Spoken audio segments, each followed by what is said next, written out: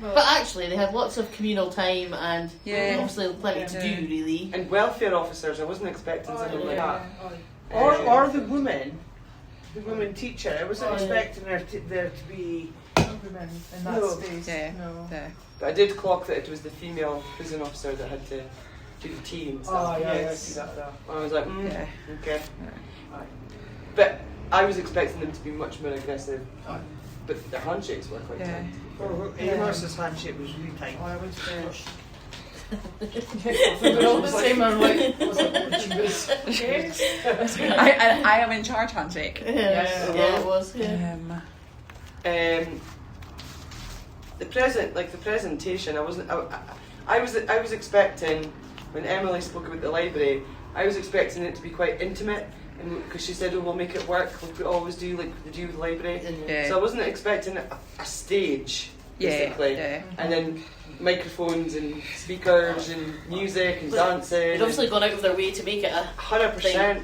They did, and it showed, like it was really impressive that, like, introducing the guy that hadn't any reading or writing at all, and that's them managing to do 2 languages, not just one. Like that was impressive. He was able to speak English and Swahili. And there was a thing he said, and here I'm not a prisoner, but my mind is free. Some kind of What did the other guy say? Interesting. I thought, He said, because of his books. At the very start, the man Zachary, he said, if your brain is empty, it's just full of the devil. Empty mind. A lot of them come in with empty minds, so they try and fill it with seductive things. And I think what Emily said was that most of them are really, it's a medium security prison, so most of them are in there for no fault of their own, really. You know what I mean? It's fairly petty crime, ignorance, and whatever. And the people that are in there, the people that we're seeing, like, you know, lying drunk at the side of the road, that's who goes to those prisons. You know what I mean? They're just idle. They're not harmed. No. You know what I mean? I didn't get any vibe of unsafety. Unsafety, it's not a word, but like we weren't safe. I can only compare it to HMP, and there's been times where I know I'm safe, but I also know that if some of them got the chance, that they would be ripping each other apart, and it just felt really. They were quite a community. They were a community. Like the holding the hands, the dancing, and all of that. It was. They were supportive to each other. Songs and the dances, they were quite really good at it. Didn't I get to see that? No. I mean, even just holding hands, that would cause a massive issue. So I was really impressed that they did a Maasai welcome as well, because that means that they're allowing people to keep their traditions and their culture. Because it's obviously not the first time they've done it, is it? And they obviously enjoy it, and it helps them. It gives them some kind of comfort with the look of it. They were right in the zone. They could jump in our jeans. I thought they were wearing moon boots. It was a boy, I was impressed with the boy that lost his son and found out in Chuckies, and I was like, oh my god, it was supposed to say, I was just get it on.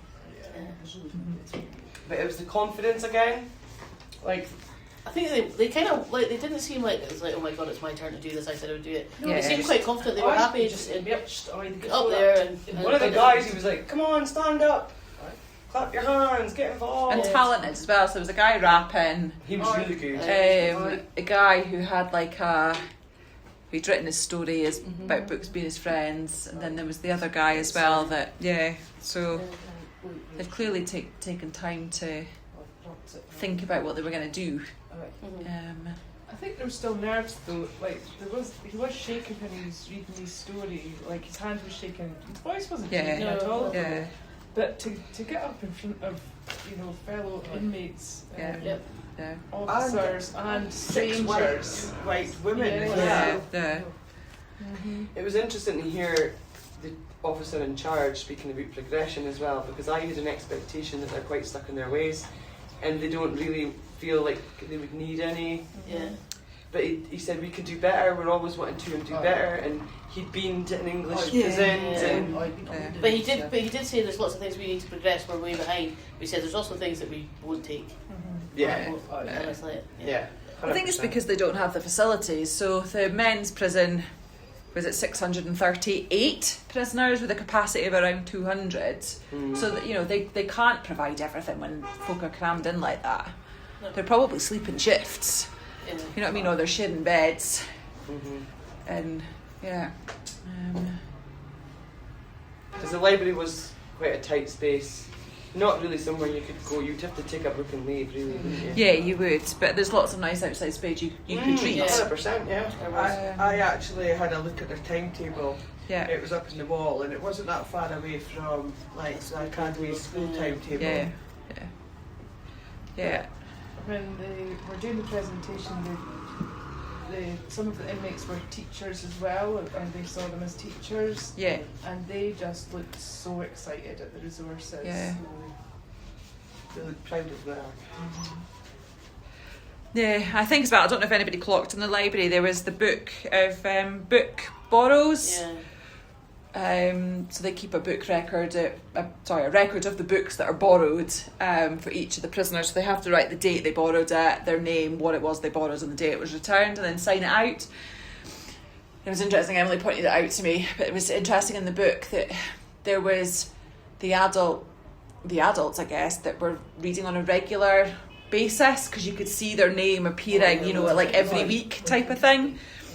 And equally, the types of things that they're interested in. So they're really interested in reading the Times magazine and the National Geographic, things like that are not necessarily books, but you know.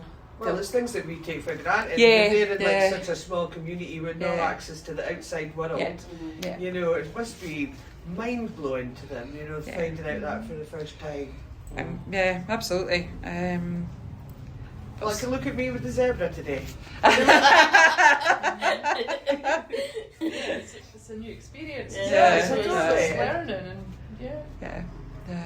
I think a couple of them said like they don't want to, like basically they want to do some learning so that they don't make the same mistakes and don't want to be back. Like they're here to now that they're here through. It did say through no fault of their own always, or silly things have happened that have meant they're here and they don't want to be back for sure. Yeah. And that's what that's what the prison officer guy said as well, wasn't it? It's like we need to. I think we said that we need to make use of the time and learn this, give them the skills to go out with, so that they can earn a living and they can not make the same mistakes again. Interesting that the stuff that the men made, because you wouldn't get men making that in Scotland prisons. No, and I was a bit disappointed actually. So I don't know if you guys clocked when we drove in. They had a woodwork shop right at the front. Yeah, I saw that. When we came through the first gate and then parked up, there was a woodwork shop there. I know. And I'm a bit disappointed we didn't get to see it actually. But when we drove out of the gate when we were leaving, there was a sign just on the side of the road that said, you know, they sold beds, coffee tables, that kind of stuff. Obviously we can't bring any of that stuff back, but it would have been nice to see. You know, the library and the literacy learning and the reading is great, but the other practical skills are kind of, you know, they're equally as important. And you did see that as we were walking along, that you could see it was workshop. It was said like, I can't remember if it was workshop, whatever. It was woodwork and something. There was down that bit as you looked as we walked across. Yeah. So there was. Yeah. Practical way for them to earn money when they come out as well, to make furniture. But I think I don't know if that's like some of the learning that they could do with learning, you know, is that actually those other practical skills do include literacy. like gardening, because they obviously kept the garden. Yes, yeah. I said they grew their veg and stuff that they ate as well there. So. Yeah, so that could be embedded literacy. Yeah, absolutely, yeah. And I think we hadn't necessarily expected to go into the women's prison today, but we were told about it and that it might be a possibility, but we didn't really hear too much about it. It was quite hush-hush. Yeah. And Emily's not managed to be getting there yet either, so no. Although he was making promises about that, but I think that is about a culture thing, isn't it? About women learning and versus men learning. They probably didn't encourage that to say that it's fit with the money. I think as well, I don't know about you guys, but I kind of probably assumed that the kids would be with their mothers in the prison, but hadn't really thought about what that actually means. Yeah, and how it would feel. Yeah. Mm-hmm. So I think the sign in the office said up to 4 years old, I think, did it? Yeah. So I think that would have finished me off today if I'd seen it. because obviously we didn't see the conditions that they were in. We smelt them. Yeah. Yes, That the smell was the definitely high- interesting. Yeah, the high.